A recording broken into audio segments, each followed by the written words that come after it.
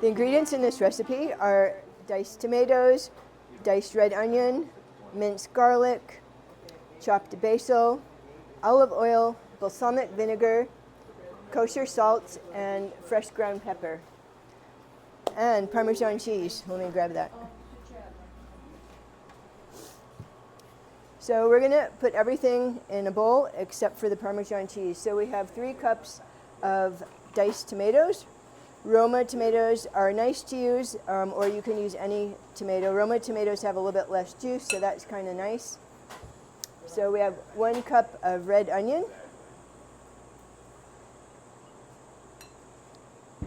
1 tablespoon of minced garlic. You can use already prepared minced garlic or mince your own. This is already prepared. And a 1/4 cup of fresh basil, and this is very fresh from the farm. Gotta be fresh. 2 tablespoons of olive oil. This is extra virgin, first cold pressed, so 2 tablespoons.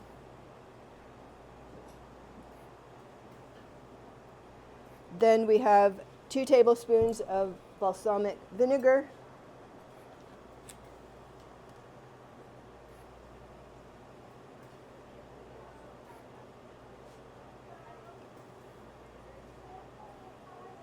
Getting attacked. A 1/4 teaspoon of, I use kosher salt, but you could use whatever salt you like.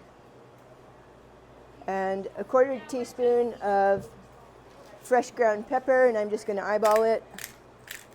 You can adjust the seasonings to your taste. And we're going to stir everything well. I think I'll use a spoon.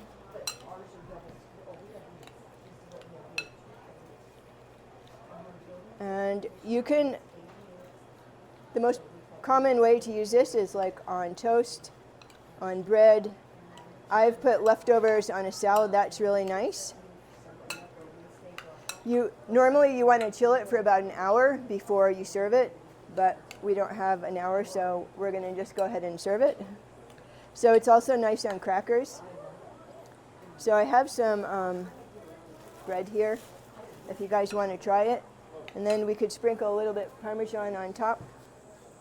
So I'll just put out some bread and then I'll top it with the bruschetta.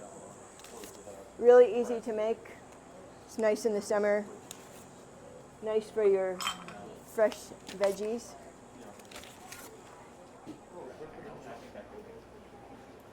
We'll just sprinkle a little Parmesan.